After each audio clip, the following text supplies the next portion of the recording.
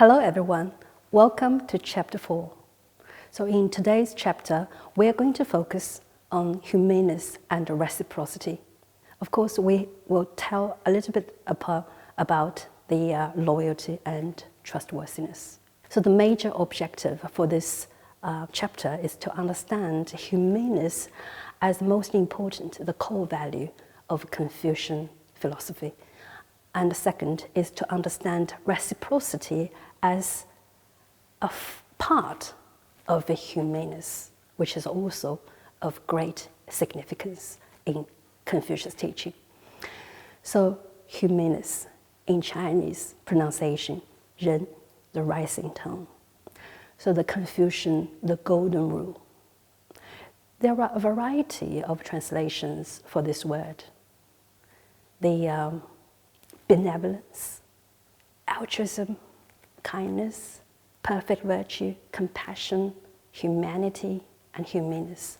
So in this course, we choose to use humaneness. So humaneness is a term mentioned in the Analects for 109 times. So you can see that it's a very important ethical term in Confucius' view. In the pre-Confucian texts, such as the Book of the Poetry, 人 is an adjective referring to the appearance of a handsome, strong, aristocratic man. So it is starting from the Confucius, who transform this aristocratic ideal into the ethical ones. So it is almost certain the complexity of its contents and also the preeminence it attains among the moral qualities was due to Confucius. So let's look at this Chinese character. It consists of two parts, man plus two. So in the doctrine of the mean, there's a sentence, 人也亲亲伟大. So humaneness is characterized by one word, man. Being filial to parents and affectionate towards relatives is taken as the greatest application of humaneness. So man plus two is extension of one's innate morality. So this is a very important definition, because in Confucian view, the virtue of humaneness is meaningless unless it is involved in the actual human relationship. You may ask me, well, yes, do not talk to me about it. We know this is the good, okay, this is the supreme morality. Okay, we know we want to be good to other people, but how to apply it into practice? It seems so remote to us, and especially in modern days. And we are surrounded by these material prosperities, and everybody wants to succeed. Everybody's talking about different things far away from humanity or humaneness. I know. So let's just imagine what happened 3,000 years ago. Indeed, in response to the inquiries by his disciples, Confucius gave different instructions, and he did not give them the definitions of the term. However, they gave them the details of how to do things to the specific needs of the inquirers. It indicates the possibility for expressing humaneness by each person as long as he wanted to do it. 夫子，什么是仁？仁者，爱人。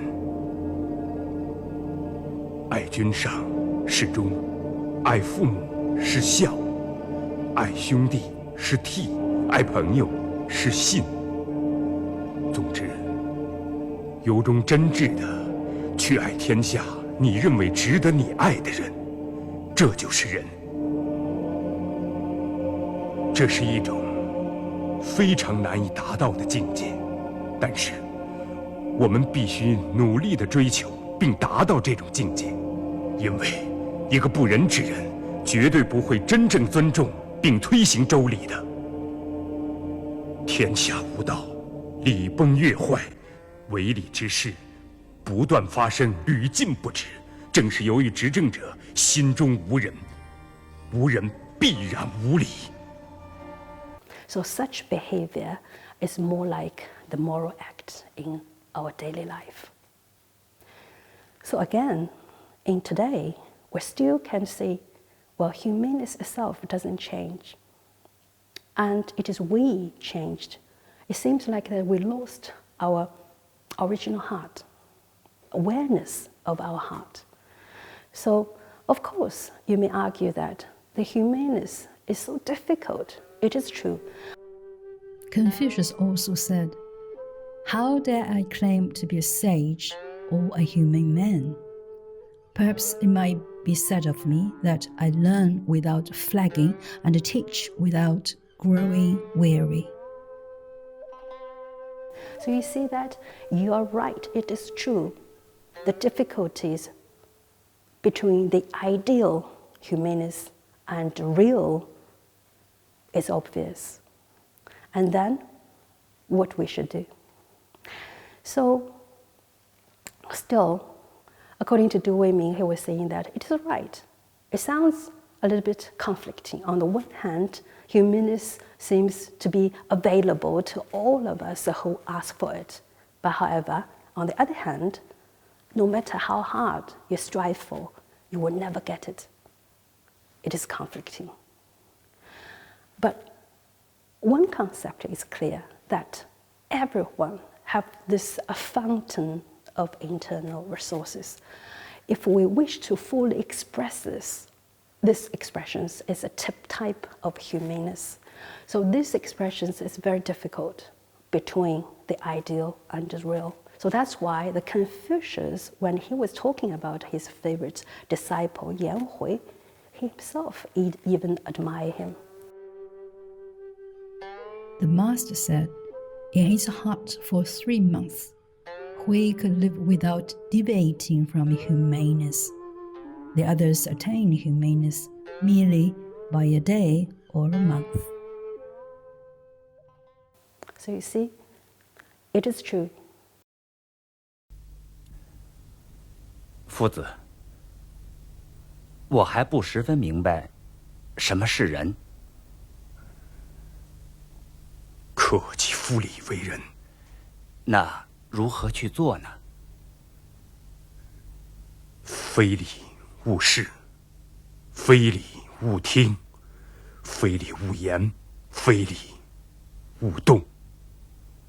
But however, when we dig into this term humaneness, when we try to find the origin of this humaneness, and we still can find a reasoning, a clue about why we human beings, we should abide by this humaneness. The Confucian scholars, they're talking about the true heart, the original heart. And look at these 3 sentences said by the master.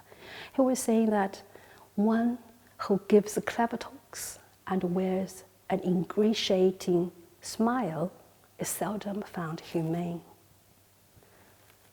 And he was also said, it is only the humane man who is capable of liking or disliking other men.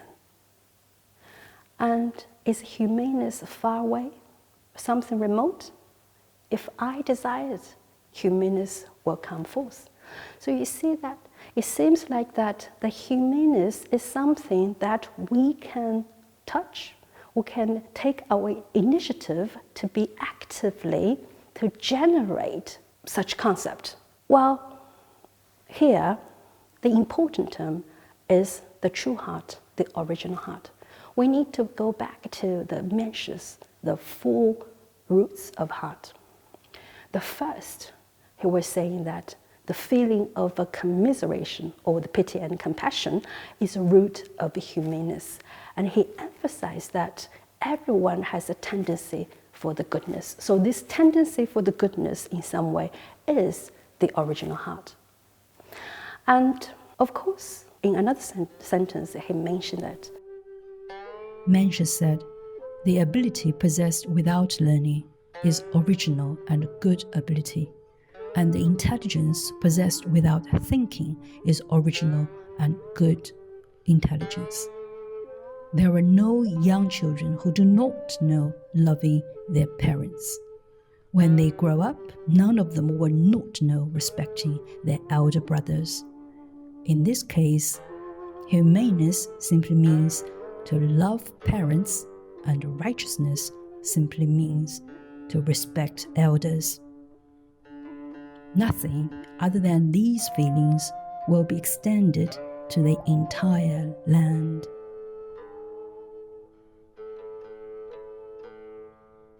So this is something about the original and good ability, 良能 or 良知, the intelligence.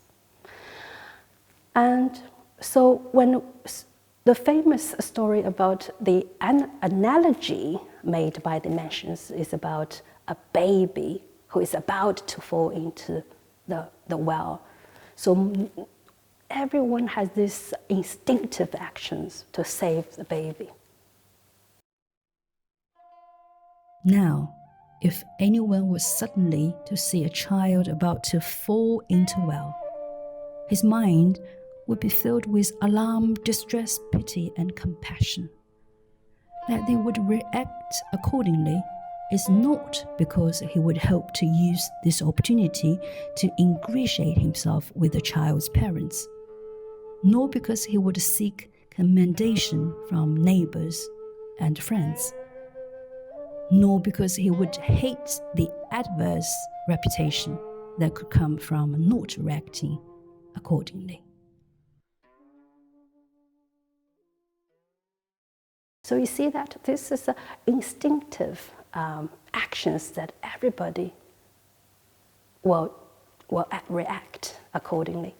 So again, according to Du Weiming, when he was saying about the Lu Xiangsan's study of the learning of the heart and mind, and he emphasized that when we're talking about the self-realization and self-actualization, the initial step for this word is to be aware of the activities of our heart.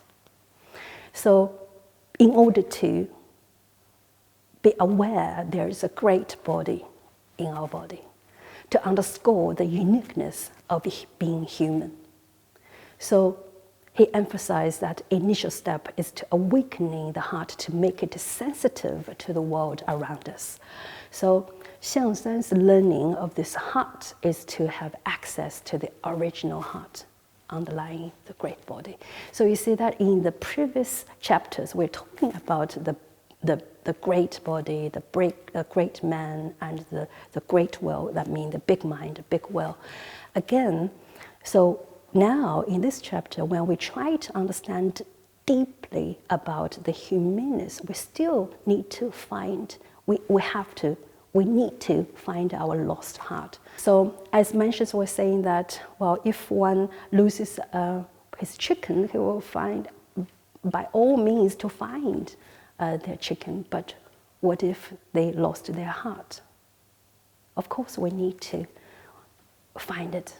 And sometimes, just like today we were talking about this original heart, we never forget where we started. So we need to be aware of the activities of our heart. This is a very important reasoning to understand the root of the humaneness. So in conclusion, to help you understand better about this humaneness, and we use the Professor Du's sentence about the original heart as a core of the humaneness, is a culmination of the evolutionary process. It is not a static structure, it is a continuing becoming activities. So in this sense, human beings should not be conceived as being, but becoming. So human beings as becoming are ceaselessly evolving. So This has a cosmological as well as anthropological significance. And I remember that there's a sentence said by the Xunzi, another famous Confucius scholar. He was saying, just compare our human beings with some other creatures. Fire and water possess energy, but they have no life. Grass and trees have life, but they have no consciousness. Birds and beasts have consciousness, but they have no sense of morality. Man possesses energy, life, consciousness, and in addition, a sense of morality. Therefore, he is the noblest being on earth. So remember that we are the noblest beings on the earth, and we need to always have this awareness of the activities of our heart.